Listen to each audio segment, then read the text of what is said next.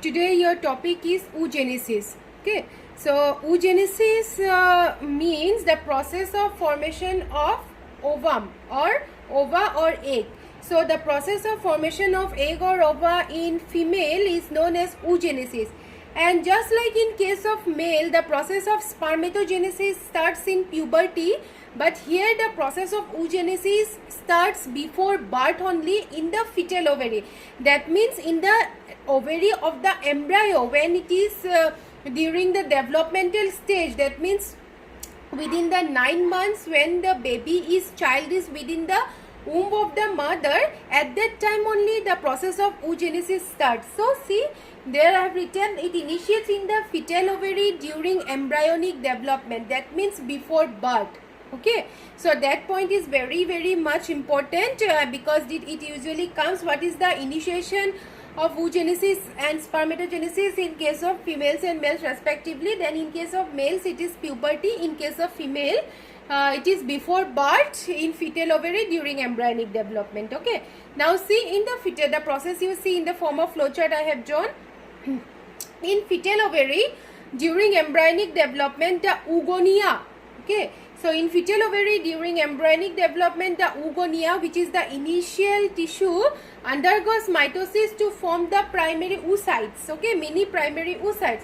Now suppose a single primary oocyte, if we considered a primary oocyte now enters meiosis 1, but as you know meiosis consists of the 4 stages: prophase 1, metaphase 1, anaphase 1 and telophase 1. So when it enters the prophase 1, just after starting the prophase 1, which consists of 5 sub-stages, so in that prophase 1 only it gets temporarily arrested. That means it enters the primary oocyte, enters the meiosis 1, but it does not complete. Okay, it does not complete the process.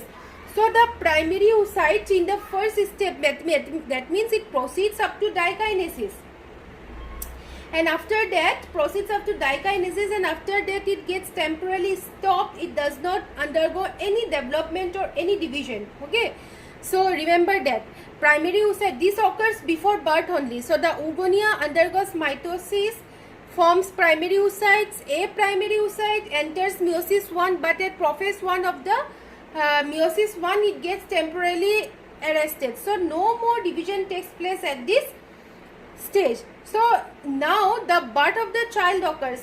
So during birth, so it consists of primary oocyte, not the oogonia, remember. So in birth, childhood till puberty, so these primary oocytes will remain as it is, but in puberty during first menstruation, the primary oocyte completes the meiosis 1 cell division and forms secondary oocyte and first polar body.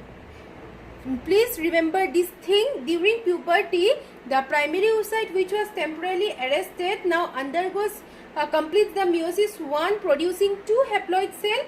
The larger one is the secondary oocyte and the smaller one is the first polar body. Now the secondary oocyte undergoes meiosis 2 and proceeds up to metaphase 2 only.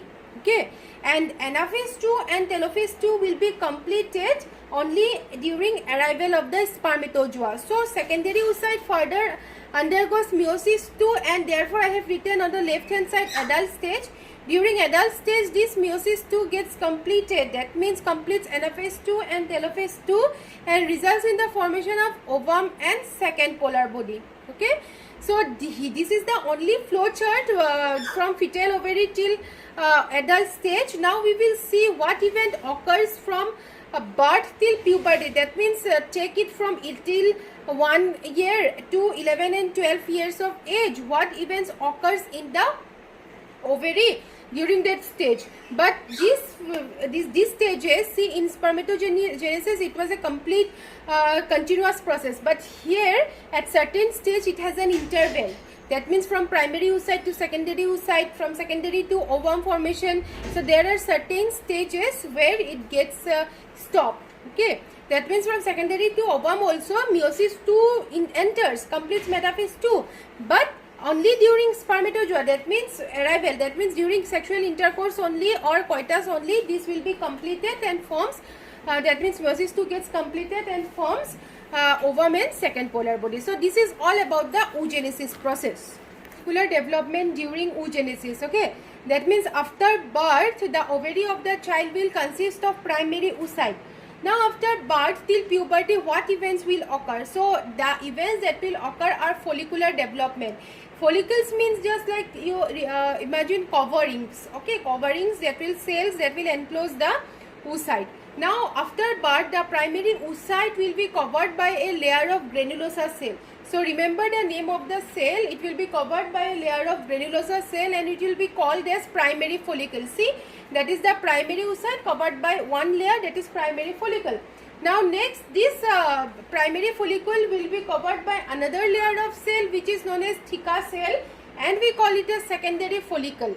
So the primary follicle covered by will be enclosed by another layer of cell called theca cells which is known as secondary follicle.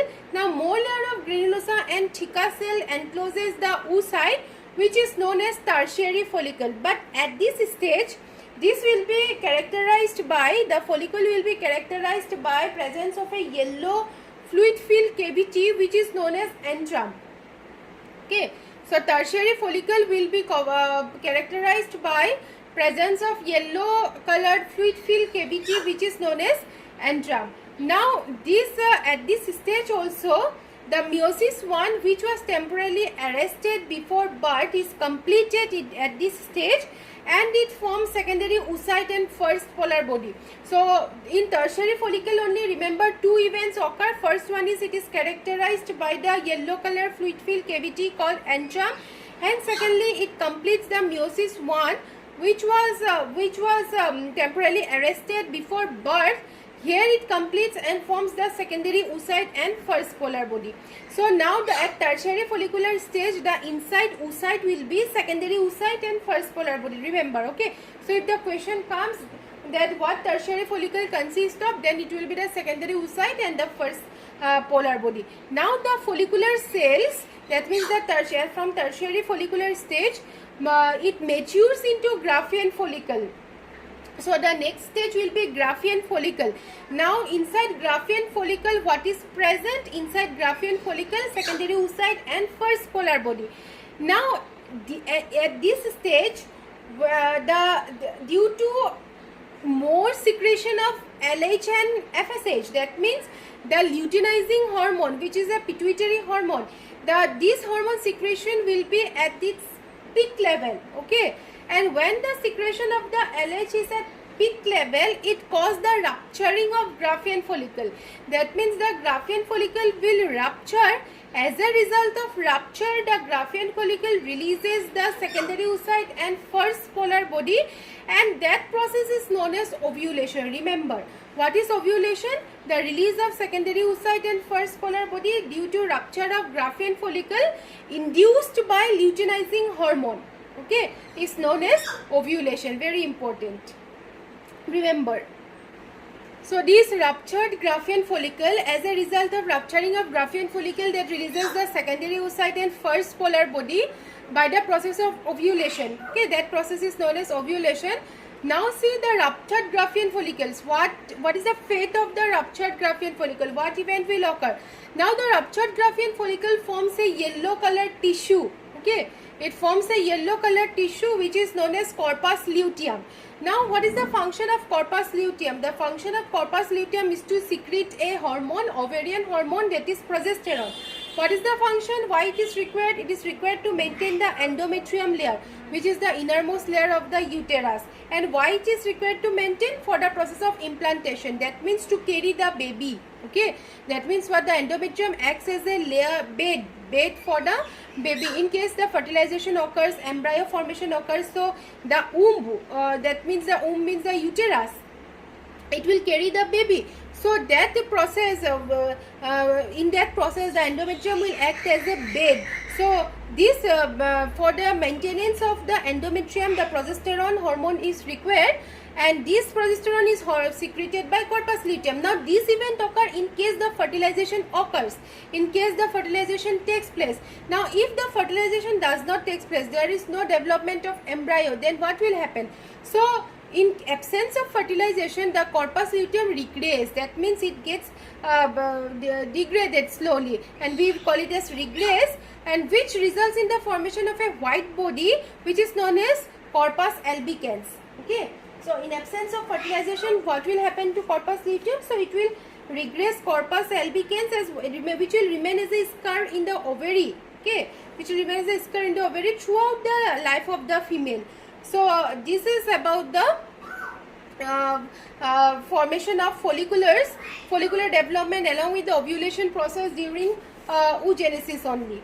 Okay, so this is all about the oogenesis process. Now if the question comes for the follicular development along with the oogenesis, then you have to write together the whole process along with the follicular development. But sometimes if only the follicular development comes, then only this part you have to write. So refer to the notes also, and from this part, what is corpus luteum, how is it formed, what is the function, then what happens in absence of fertilization. This type of questions usually comes. Okay.